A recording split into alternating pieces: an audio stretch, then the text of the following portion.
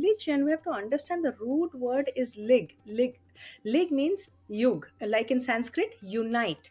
So the Yeah. purpose of religion was to unite this limited body with our infinite self. But Mhm. over the hundreds of years, it has got corrupted, and now the also lig also means bind. Now it is becoming a bondage, Yeah. to a cult, to a way of thinking, to a this is the only way. If you don't do this, you will not reach that. So Mhm. religion has two aspects. In the beginning, it was supposed to, the lig is the unite part, like yoga say you have yug, it's supposed to unite you to your higher self. But Mhm. there is also another aspect which is bind. So and those days religion was used to bring to people together. Hi, Nivedita, and welcome all the listeners to our fourth episode of the series Wednesday Wonders Unveiling Spiritual Secrets. Yes, this is the series, and we have created this to bring more and more secrets from our scriptures, from Sanatan Dharma and modern physics, science, connecting all of these pieces together so it makes sense and we can use it in a daily day-to-day life, some of the principles that brings transformation. So with that, I would like to now directly into the today's topic. And today's topic is to go deeper into what is like how we can demystify Hinduism. What is the meaning of Sanatan Dharma and how it's like Hinduism or Sanatan Dharma? What is the main, why there is a like of a nowadays people just call more of like Sanatan Dharma instead of Hinduism. So what is the reasoning behind that? So Nivedita, with that, could you please let us understand what is Hinduism and how does it like connect with Sanatan Dharma? Basically, what is the difference, or they are the same thing? Just help us understand that. Welcome and thank you for that question. It's a very basic question, and yet it keeps popping up everywhere. And Hinduism, as you know, so many people identify themselves as Hindus, but it's actually a anglicized misnomer. Many years, centuries ago, the Persians, when they came, they were exploring India. India was on the other side of the river Sindhu. So they couldn't pronounce Sindhu. So somehow it became the Hindus, and it has stuck with that since then, and with the colonial rule and everything that got entrenched. But actually, this is not, nowhere in our scriptures, nowhere in our Puranas, nowhere in the early part of our Sanatan Dharma is it the Hindu word appears anywhere. In fact, it is called Sanatan Dharma. And quite literally, Sanatan means eternal, and dharma means, it has many meanings, but at a very basic level is to the essence of something, the right thing to do. It has lots of very specialized meaning, but for this context, the right thing to do. Now sanatan, eternal, means this, the philosophy that the rishis and the seers and the saints and all, which they downloaded, it is good for all culture and all times. And we will talk more about that today. And dharma is, of course, dharma applies to everything, but in this context, to the people. So how to reconcile two things. Dharma is helps you reconcile two things. And what are the two things that we need to reconcile? What is the dharma of human beings? We have material energy. We are made up of two energies, a material energy and a spiritual energy. The material energy in us creates the desire for money, sex, and power. And the spiritual energy in us creates the desire for Sat, Chit, Ananda, which is the truth, the consciousness, and the bliss. So, how to reconcile? Because when you focus on one at the cost of the other, there is imbalance. How? Mhm. Because we are born as human beings, we are material beings, and yet we have a spiritual element, a non material aspect to us. So, dharma, they have, through the Vedas, through the Upanishads, through the Bhagavad Gita, through many other scriptural books, the dharma has been expounded. And again, someday we will have a discussion on dharma. It is not the same for all the people, neither is it the same for the same people at all times. It keeps changing. That is why it's such a very nuanced thing. To understand dharma, we just throw around the word dharma, karma, not understanding how much depth it has. Because the dharma for you and me will be different. For me, at different times and different ages, it will be different. Different situation, it will be different. So Sanatan Dharma, they give you the entire gamut. It's not a prescriptive religion. They don't say like other religions that you must do these things. There are no commandments. They just say, if you do this, this is what you're going to experience. So it is left to everybody to figure out their own way of reaching, transcending the limitations of body, mind, and intellect, and identifying with our infinite and immortal self. So my next question, like with that, Sanatan Dharma follows that to understand like little bit more, what are all the what do you call the philosophies that Mhm. are essentially the part of it. For example, you said Bhagavad Gita, the scripture. So what all like can you just There listen? are many, but for a novice who's starting out on this journey in Vedantic study or scriptural study, they say Prasthana Trai. There are three foundational literature, I mean, scripture that you must become familiar with. The first is the Vedas or the Upanishads, which Mhm. there are four, as we know. There's the Rig Veda, the Yajur Veda, the Sama Veda, and Atharva Veda. And at the end of the Veda, is the essence of those Vedas. Those Vedas are also divided. Each Veda is divided into samhitas, which is the philosophy, the deep philosophy. Then Mhm. you have the Brahmanas, the they bring it, make it more succinct. And then the Aranyakas, because those rishis were living in the forest. Aranya means forest, and in the forest, the Brahmanas were the karma kanda of it, the ritual part of it. First you have the philosophy, then the ritual, and then Mhm. the aranya is when these rishis, these seers, went to the forest. They didn't have access to have all the things in the forest to do yag, so they brought it down to very cryptic sutras, basic, like formulas, like theorems. And then finally is the Upanishads. After everything does, they culled it out. The essence is called the Upanishads, and that is called Vedanta. At the end of Vedas is Upanishads. So that's one category. The Mhm. second is Brahma Sutras. So lot of rishis have taken all this and expounded and made, talked a lot of things about it. But again, it is complicated. Not everybody can understand because they're made into sutras, which is theorems. And the third one, which is the most familiar for all Hindus or Sanatan Dharmis, we are now, obviously everybody's identifying themselves as Hindus, is Bhagavad Gita. So Bhagavad Gita contains all the essence of all the Upanishads, the Brahma Sutras, and everything, and the Vedas. And when you read the Bhagavad Gita, you'll find hints and echoes of everything in it. So it's a culmination. If you can't read the Vedas, then all the Vedas, all the Upanishads, then Bhagavad Gita will give you the essence. Okay, I was just going to ask, like, because it's like in a modern busy schedule. I don't know if people can go and read all of the scriptures and everything because it takes years. You have read, you have been, yes, you have spent 30 to 40 years, right, reading all of this scriptures and everything, the Vedanta philosophy, and that's where the knowledge comes from. But we are like, we don't know how many people can actually devote that kind of time. So, what would be your message to those people? How they can still get good understanding, like what they should do so that they can get the right perspective from this knowledge. That's a good question. And no matter how much you learn, this knowledge cannot be mastered in one lifetime. It takes, many lifetimes. And the rishis, after every Upanishads, they have said, Neti, Neti, Neti. This is not it. This is not the end. This is not the end. This is not the end. This is all I could figure out after dedicating my entire life, 50, 60, 70 years to it. So I have have also very limited knowledge. And yes, you can spend lifetime on it, but obviously, like you said, modern people don't have that, and yet they need access to this Yeah. wisdom. So, Bhagavad Gita, I advise this to people who are not even on a spiritual path, because spirituality wise you have to start, not start with Bhagavad Gita. If you go through a proper channel or a proper ashram or a proper gurukula, lineage, you have to go through many foundational books. But if nothing else, just to read the Bhagavad Gita, not only for a spiritual understanding, but it is a so many modern day coaches are referring to Bhagavad Yeah. Gita for business management, right? Mhm. For psychologists are citing Bhagavad Gita because it's a fantastic exposition of the understanding of human psychology.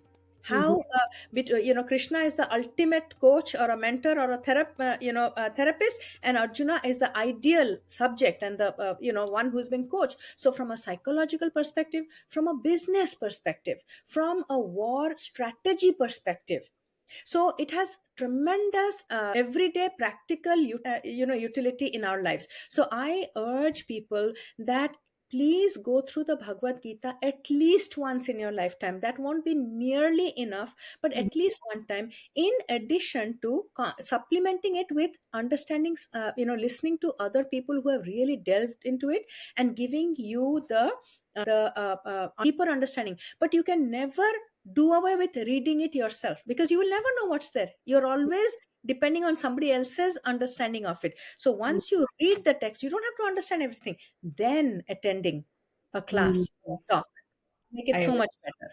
So I think definitely when we have questions and a lot of questions, and sometimes we don't have any clarity. Speak to people, and I see that there's a lot of missing links there. And if they just read one book at least, end to end, and that according to you is Bhagavad Gita, that definitely would be very helpful if one can read.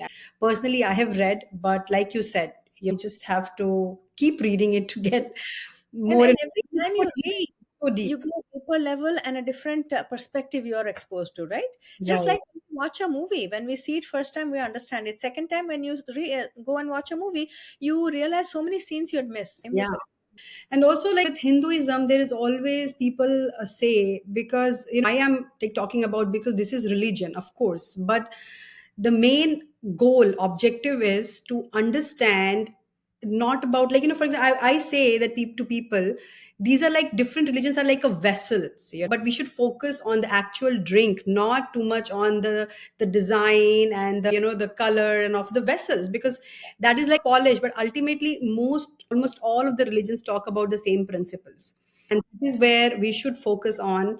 And so today I'm bringing this topic because just to get an overall understanding of what is our history, right? Like where we are coming from, what is the origin of our culture. This is also an important part. Religion is a very, very important part of the nation's culture and history, right? philosophy. It's a way of life for us. It's The not way of just a life. religion. And It's one other thing I would like to also add, which you beautifully said, is religion. We have to understand the root word is lig. Lig means yug, like in Sanskrit, unite. So the yeah. purpose of religion was to unite this limited body with our infinite self.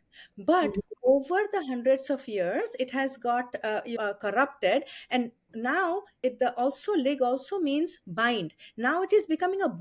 bondage to a cult, to a way of thinking, to this is the only way, if you don't do this you will not reach that. So Yeah. religion has two aspects. In the beginning it was supposed to, the lig is the unite part, like yoga say you have yug, it's supposed to unite you to your higher self.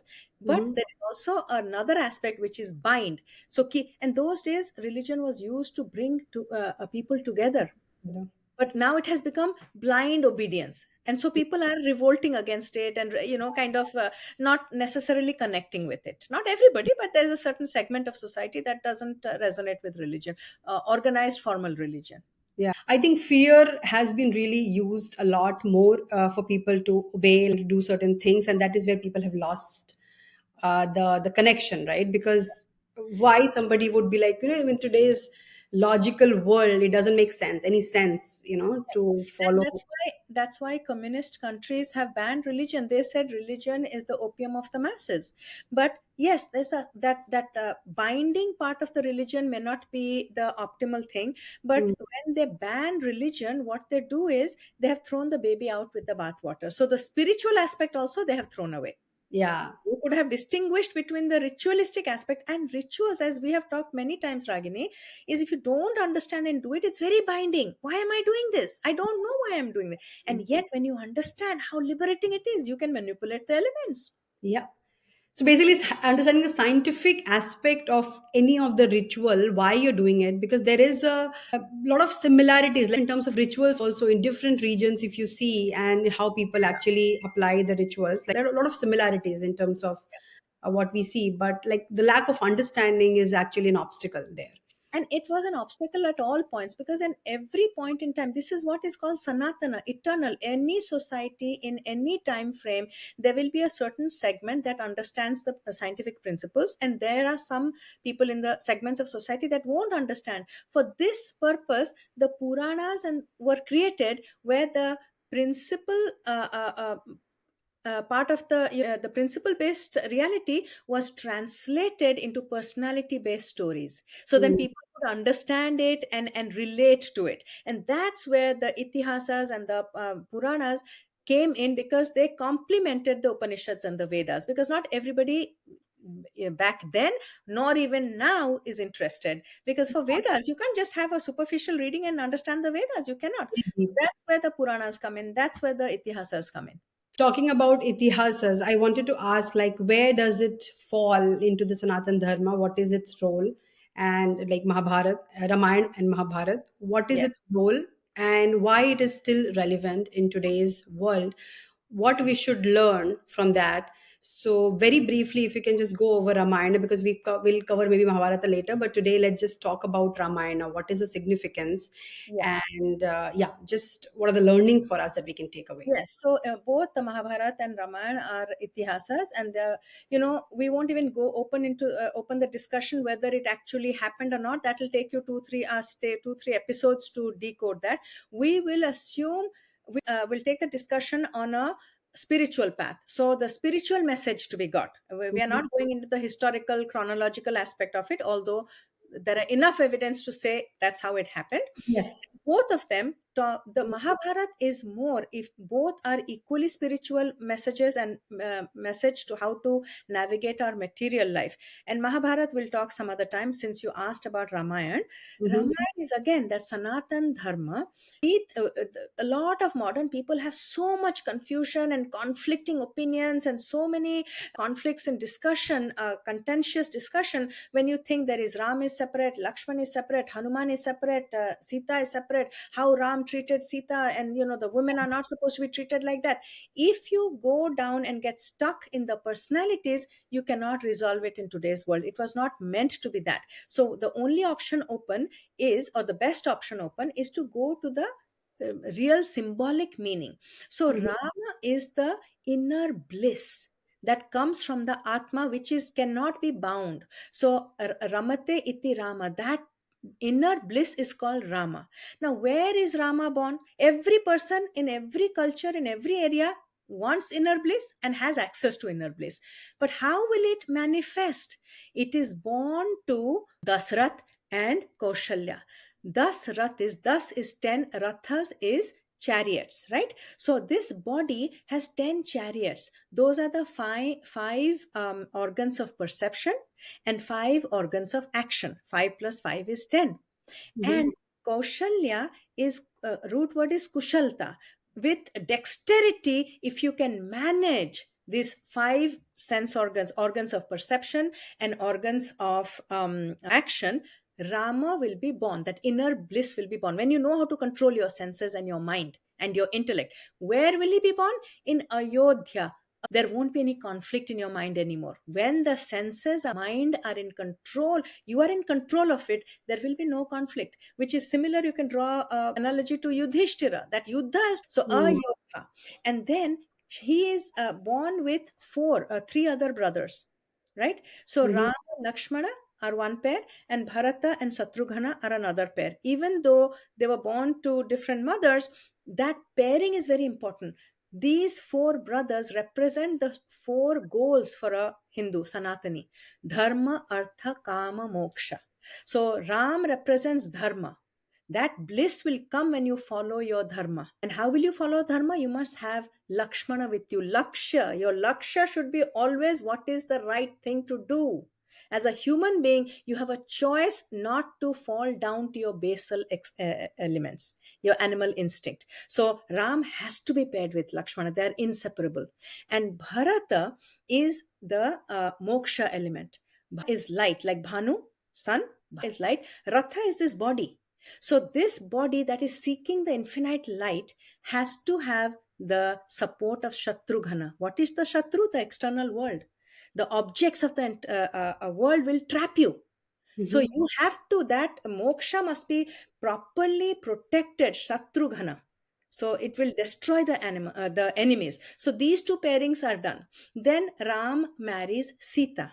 Sita was born where? Her name is also Vaidehi because she was born in Videha. Videha is body, body consciousness. And while her father Janak is also like related to earth element and earth, was plowing the field, he found Sita. Is it possible? Literally, if you go by these things, you'll get confused, right? Yeah. So this spirit, Ram, which is the inner bliss, must find a body to express itself. So Sita and Ram are the inner, higher self and the body, the mind. Lakshmana is your buddhi, and Hanuman is the son of Vayu. Vayu is air, prana. Vayu is also known for, air is also known for the intellect, thoughts. Mind is related to the symbolically. So Yeah. Hanuman aspect is our breath control and mind control. And when the inner peace and the mental peace is split, Ram and Sita are separated, there's lot of pain, right? Who Mm-hmm. will bring them together? Hanuman and Lakshmana. Lakshmana is your Lakshya. I must reunite my lower self with my higher self, my mind with my spirit, and with breath control. That is pranayama. That is mind control, mind mastery. So Hanuman, if you, all of these things are inside us. We have the Ram. The inner bliss is Ram. Our intellect, which discriminates between right and wrong, is Lakshmana. Sita is our mind, the mind body complex. Hanuman is our breath and mind, right? So all of this is necessary for a spiritual experience. So, And I just want to what is complete our this. awareness in this whole thing? Like, where is our awareness falling here? Like, Just one awareness. more. And before I complete, answer your question.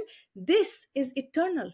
Can you say that people in Australia or in Arctic Circle or in Africa don't have 10 organs of perception, 10 organs of action? Can you say that do not have, they don't know how to control it with dexterity? Can you say that they don't want peace of mind? Can you say that they don't want to unite their higher self with the lower self? Can you say that they don't have a goal and an intellect? All of us have it. Yeah. The 10,000 years ago, 10,000 years later, wherever you're born, that is why it's called, these principles are eternal and it's good for all people at all times. So coming back to your question, what was it? Can you repeat it again, please? Yeah, I'll ask that again, but that's where you answered like, why it is still relevant for us Yes. and wherever you are in any part of the world, because these are the principles, not like, the sort of entities, like exact to be specific. These are like a Yeah. principle based. And the thing is, as long as you have mind and ideas, you need ideals and idols. Yeah. Otherwise, we cannot understand why in a corporate presentation you have a graph. Why do you have a model? Why can't you just talk? Why do you have widescreen and why do you have drawings and all that? Because mind cannot sometimes grasp ideas. Why do you have labs?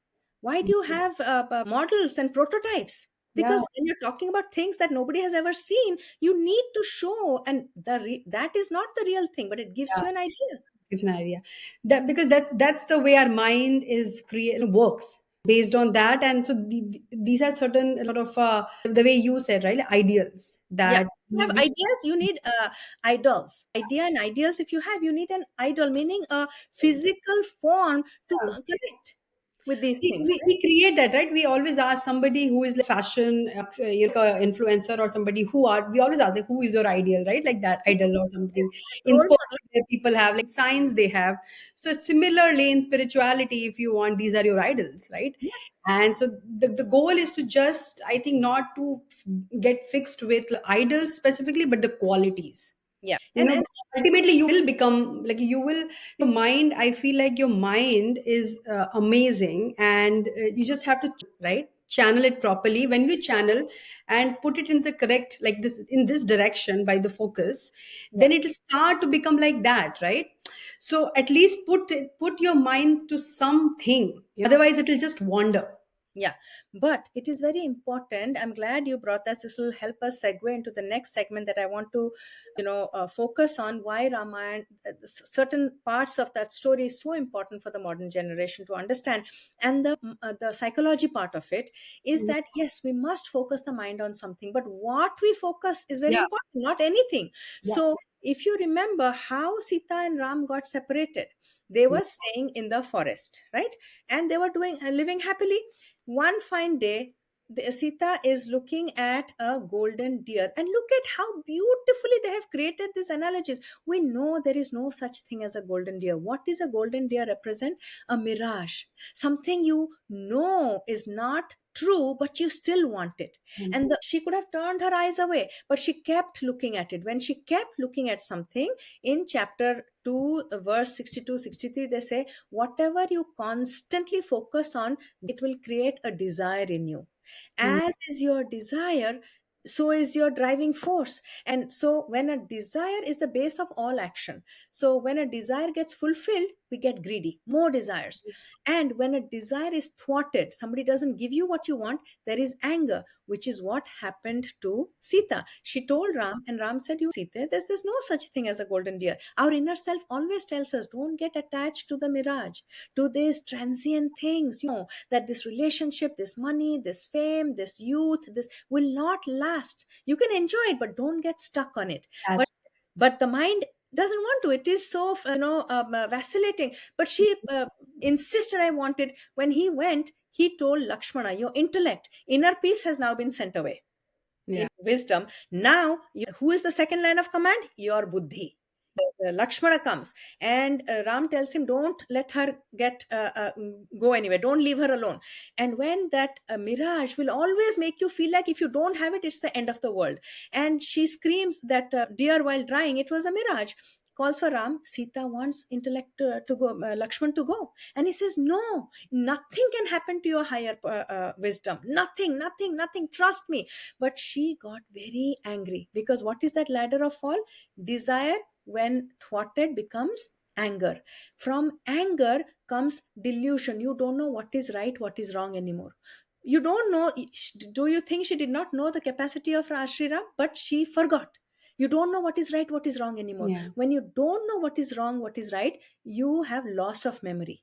All the wisdom, all the teachings, you forget at that moment. When you have loss of memory, what happens? You perish, you make the wrong decisions.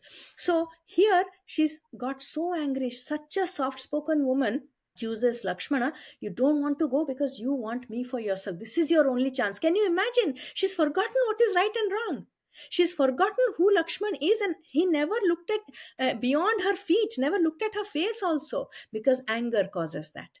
And then before he goes, she completely lost it. So she says very cruel, if you actually read the Ramayana, cruel words she says to Lakshman. Lakshman says, I cannot hear these words. Where is it coming from, this language? He says, okay, I will go, but please do not cross these three Yeah. lines. And three lines, what are those three lines? Physical boundaries, mental boundaries, emotional boundaries, mental boundaries. And he went. So this is the third line of defense. First is your inner higher wisdom, you've sent it away. Then Yeah. your intellect tried to protect you, you send that away. The intellect drew three boundaries and said, please do not cross these boundaries. You Then comes your ego, which will come delusion. It Nobody ever, when you get kidnapped, nobody comes as a kidnapper. They come and they give you a candy first, right? They try to get your what is it called, your trust. So Ravan came dressed like that, because that's your ego. And she could very well have said, I have nothing, this is a forest. When in forest, behave like, and when in Rome, do what the Romans do. But no, she wanted to behave like the princess of Ayodhya when you're not in Ayodhya. And Mm. you realize, this is another lesson for modern. When you're trying to help, when you have nothing to help, this is your ego satisfaction, you're not helping anybody. Because after that, what happened? A big war where so many people died. Your stupid one act of wanting to help somebody killed thousands of people. So you must understand, when I'm helping, am I helping because it is ego gratification, or am I really helping? What are the consequences of this help? And that part is modern psychology. That when you're angry, how your ability to discriminate goes down, how your ego takes over, your higher self is ignored, your intellect is ignored, you go beyond all boundaries. And then what will happen? You will be trapped by your ego, which is a very painful process. To be rescued from that. So with that, I have a couple of questions. Okay, now the first one, before I forget, I wanted to ask about like let's just finish this off conversation. What you said about Sita's action caused so many people getting killed, right? That whole thing, the war happened and everything. But was it not the part of destiny or the plan for Ravan Mhm. to be killed? Because otherwise, how would he be killed? So Yes. Sita's getting lost and, asking for that, for that, or whatever action that happened, it was meant to be. Yes, this is a great thing you have asked, because there are three realities. We have to understand that there is an absolute reality, which is quantum physics. There is a transactional reality, which is collective action. And there is a personal reality. So you must understand which reality are we talking about. If you're talking about quantum reality, yes, all of this is there is only one intelligence that has created this movie. It was meant to happen. Yeah. If you know that there is no crime, whether Sita was kidnapped, not kidnapped, what happened to Sita, how does it matter? It's I have created it. In the dream world, I created that. But no, we forget about quantum reality. Now we have dropped to collective reality.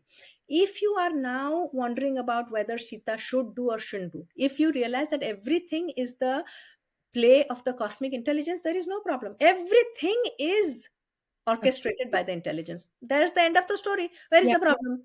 I created a movie. Can you tell me I should not create that movie? Yeah. But if you want to come in and then forget the quantum reality and live in the material world, then you have to realize, if I let's forget that there is a supreme reality that is orchestrating this. We will just now analyze what happens in a material world. Then Mhm. this is where the psychology comes in, that there is a, if you're in Rome, do as the Romans do. Please do not cross your boundaries, right? So in the movie, the characters have to play their part. Even though the story has been planned and screenwritten and scripted and the movie is going on, the characters have to also play the part, right? And they cannot get upset and then go back to the director and start yelling that what role is this? I hate this role, and so the hero got a better role, villain got a worse role. This is what we do with in front of God. My life is terrible, but that person's life is very good, right? Mm. You must realize which reality are you living. Either you know that I am the creator of this reality, it was all meant to be like this, and let's enjoy the movie. You go to a movie and you enjoy it, but sometimes you get so involved in the movie you forget that you are the audience, the witness. You become part of the movie. When they cry, you cry. When they laugh, you laugh. That is where the pain comes from, right? But Mhm. you can always, if you realize that you're the director or the observer, you can check out of this, go to another movie, or you can create another movie. You don't like this ending, create another movie with a different ending, Yeah. right? So yes, ultimately in the what is it called, quantum level, in the level of the Brahmana, everything, there is only one intelligence that's doing everything. There's no you, no me, no nobody. If that is the case, where is the question, where is the discussion, where is the anger? But we forget that. We forget. Now I said that, oh, my life is, Ragini is more intelligent than me, Ragini is better looking than me, and then I have this anger, I go and sat in some temple and cry, I have done everything good, why Ragini has so much better than me? We have forgotten that we are just the puppets. This is the role we were assigned. You play the role and you leave. There's Yeah. nothing to cry here. Yep. And It's the all about perspective. in the personal level, you have to understand there's a material body, there's a spiritual body, and the yoga. How to unite these two? The spiritual body creates the material world to enjoy. But when it forgets that it's the creator, that's where the pain comes in. That is where yoga is required. Because through Maya, the one creates the many. Through Mm. yoga, the many become again united with the one. So that is where the yoga principle comes in, that you must be reunited. Mhm. Okay, so before I forget, the other question was, so when you explained about Rama, Lakshman, Sita in terms of our body, mind, intellect, and awareness, right? So I would like to understand, where is the consciousness there? And then is it Rama? Yeah, Like, Karma is not necessary. It is a consciousness, but conditioned. Because if it is pure consciousness, if Rama is not the Brahman, mhm. Brahman is, there is no movie there. It's gone to sleep. Hmm. So that Brahman decides to create something to enjoy itself. Yes, Then correct. it splits into two. There's Mm, kinetic, potential, and kinetic. mm. Then it splits into three: creative, sustenance, dissolution. Then the whole drama starts and the movie starts and everything. When everything is done, you go back. So it is that when it splits, Rama is the potential energy, Sita is the kinetic energy. So in terms of that, it's like a consciousness, right? That's how I would like conditioned, right? Basically, Yes, if you see like yeah, water, consciousness. Want of a better understanding, understand, consciousness that has woken up from deep sleep. and So the awareness. consciousness. Awareness is like what? Awareness is the intellect. See, we have the mind has four parts. You have to understand that. The ahankara. Root cause of the world, the manifest world is ahankara. I The am ego. different from the Brahman, from the intelligence. Then there is a split. There is a Paramatma and the Jivatma. There is a subject and object. So that split has become, that is the ahankara. Aham akar, I am different. From there comes the every lifetime you gather information. That's the chitta. It's a reservoir of memories. That is where the akashic records come from. That's Mm-hmm. where the vasanas come from. Every lifetime, whatever you do, your record is maintained, good and bad, and everything in between. Then Mm-hmm. comes the buddhi, that ability to discriminate right and wrong, good and bad, wise and unwise. We can drop down to a instinctual level, or we can step up to a inspirational level, higher self or lower self. The manas is just information going back and forth, back, and the mind cannot decide anything without the intellect. The intellect cannot do anything without the chitta, the reservoir. Whatever is your library of reference, only that the buddhi will use to make sense of whether it's good or bad, right or wrong. And the buddhi cannot do anything if there is no ahankara. So that consciousness, when it takes birth in individual human beings, it comes with four things: chit, manas, buddhi, chitta, ahankara. Ahankara is the root cause of being separated from your higher self, that consciousness. Aham akara, I'm different from that supreme energy or Mm-hmm. supreme consciousness. Then once that happens, then you start having, this is mine, me and mine, me and mine, me and mine starts. You're different from everybody. That is the chitta. You reserve your reference. Library of reference is chitta. Then comes buddhi. Everybody's chitta is different. Everybody's memory is different. Based on that memory, you will decide what is right and wrong. For a vegetarian, they'll decide meat is bad. For a carnivore, he'll say meat is good. Their reference points are different. Their experience, their memory, their subconscious beliefs, and all of that. Everything. So Yes. somebody who's in the Arctic will look at a warm thing, fire, and say, "Wow, how to preserve fire." Somebody in the equator will say, "How do I create ice?" The Yeah. reference point is different. Yeah. That is Basically, the buddhi. existing condition. Yes. So chitta is your memories. Then comes the buddhi. What do you do with that memory? You take this discriminative capacity and say, "Oh, in the past this worked for me. This did not work for me." So based on that, and manas is the in and out of information. You are bombarded by information from the outside world. Yeah. The light, colors, people, stone, animal, marine world, plant world, everything. You have to make sense. Buddhi is the one that makes sense of all this information. What is good or bad, beneficial, unbeneficial, not beneficial, harmful. This is wise, not wise. This will make me drop down to my animal instinct, survival instinct, or can I use it to go upward to a higher perspective? Yeah. Got it. Yes, I think definitely this is like very deep and intense. I mean, we have to have this more and more discussions in the coming episodes for all the listeners as well. And we'll understand more, learn more. They've definitely got a very good perspective as far as Ramayana and our scriptures. Sanatan Dharma is concerned. It's a way of living. And, whatever we could do to just get like some understanding, at least be open Yes. and then explore, then learn about our history, our culture, and then you will be like, I'm getting amazed every day when I'm learning something new and appreciating of our culture. And you correctly said that there's so many things, Ragini. Everybody won't be interested in everything, but Yes. whatever takes your interest based on your chitta, your vasanas, your reference, you have to make the extra effort to learn more. The Yeah. podcast is just a starting point. This is not where you'll get all your answers, right? Yeah. So Yeah. you have to put in that effort to learn more, and at least understand that the father of modern psychology, what's his name, Freud, he talks about id and ego and superego and all. Where is it coming from? This chitta, manas, buddhi, chitta, ahankara. That's what Yeah. I'm saying. Yeah. Psychology also, there is a reference how Yeah. desire can be controlled for your benefit, and it can also make you go down. That is also explained. So that is all in the realm of psychology. Yeah. That's not religion anymore.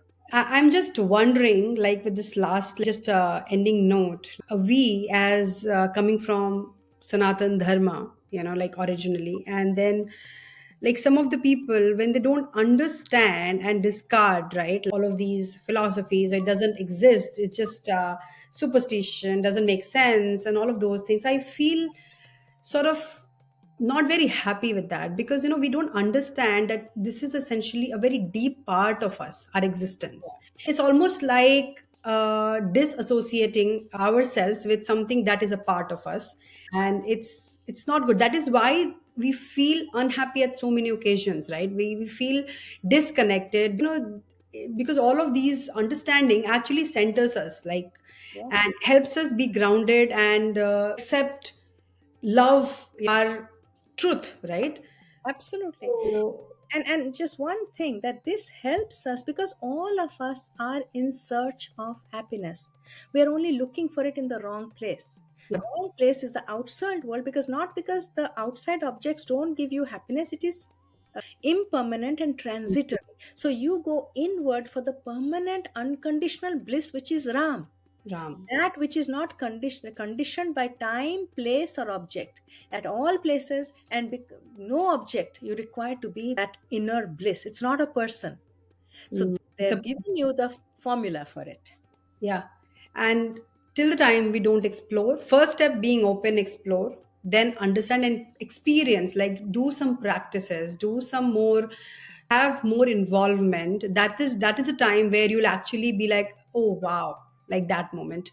And then you will go deeper into that. This is like a journey. It's a journey. It's not a one day or like a 1 month thing. It's a very, very long journey, and people will come, they will explore at their own time. When they are ready, they will understand and explore, and they will get the benefits, Yeah. because this is not small. Like, if you go deeper and understand the power of the knowledge, it's very modern, it's very scientific, from the Vedas, whatever the knowledge is, and whatever the little bit of the things that I've learned so far, from you and from other amazing coaches, that these are very powerful things that we miss out on that a lot.